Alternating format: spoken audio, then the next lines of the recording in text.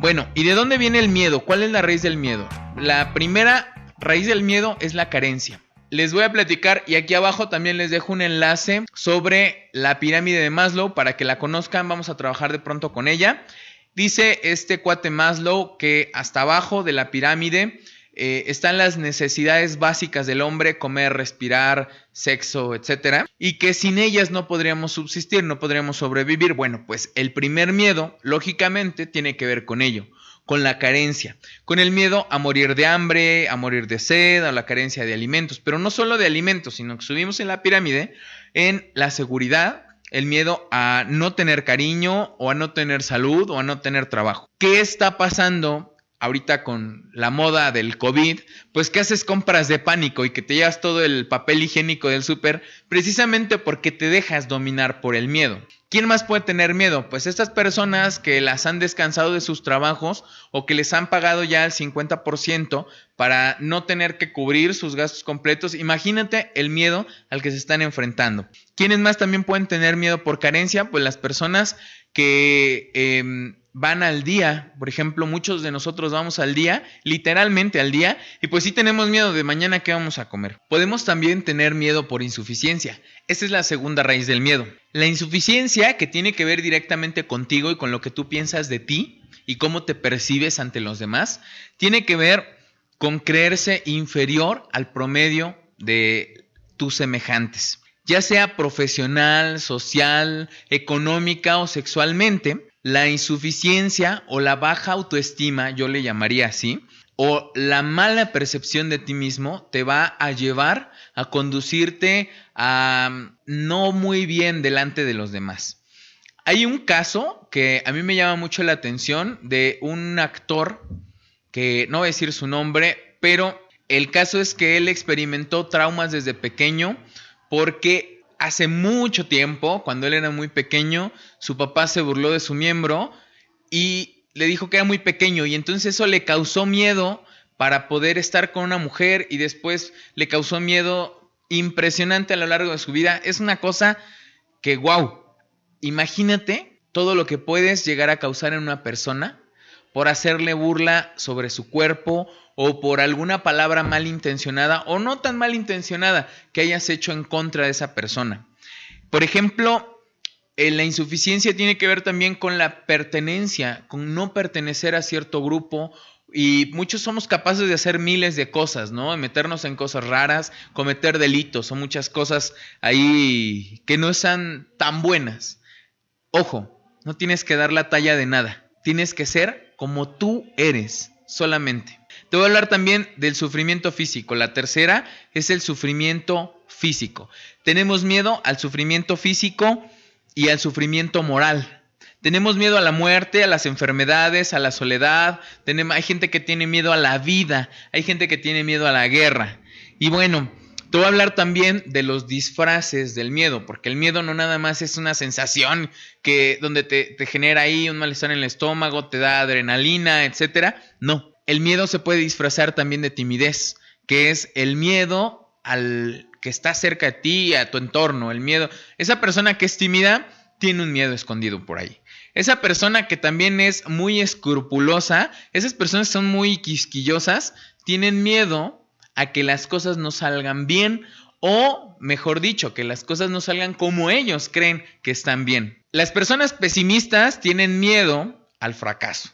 Las personas que se dicen escépticas tienen miedo a lo desconocido. Las personas que son muy vanidosas, esa también es otra máscara del miedo, y las personas que son mentirosas o hipócritas también tienen miedo. La vanidosa tiene miedo de no ser aceptada. La persona que es hipócrita tiene miedo a que descubran su verdadera identidad. La persona que miente tiene miedo a que la descubran haciendo cosas que no debe. Uno de los disfraces que para mí es impresionante desde que yo estaba leyendo este libro y me empecé a revisar es el aburrimiento. Fíjate que el aburrimiento como tal es una máscara del miedo o un disfraz del miedo. ¿Y por qué? Porque la gente que vive aburrida o que siempre tiene que estar haciendo algo, que no puede parar el tren, que tiene que estar trabajando y hace miles de proyectos y no puede estar sola y llega a su casa cansadísima y ya se separa de todo el mundo y cuando no está haciendo algo está aburrida. Ese tipo de persona, que yo sé que eres tú y que me estás escuchando, ese tipo de persona tiene miedo de lidiar consigo misma, con sus sentimientos, con sus ideas y con muchas de las cosas que acarrea estar solo. Revísate, yo te invito a que te revises. ¿Es que no puedes estar solo? ¿Es que te cuesta trabajo estar solo? ¿Es que no soportas el ruido que tienes en tu cabeza? ¿O es que tienes que estar siempre haciendo algo, trabajando, barriendo, lavando, cocinando, etcétera, etcétera? Cuando te llenas de actividades, generalmente tienes miedo de estar solo. Y bueno, pues vamos a descubrir qué podemos hacer. Ya un poquito hablamos del miedo. Vamos a descubrir un método para enfrentarlo.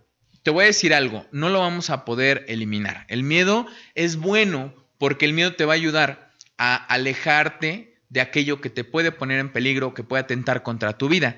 Sin embargo, es bueno canalizar o aprovechar de manera correcta esta emoción. En el número 1 para combatir el miedo es identifica.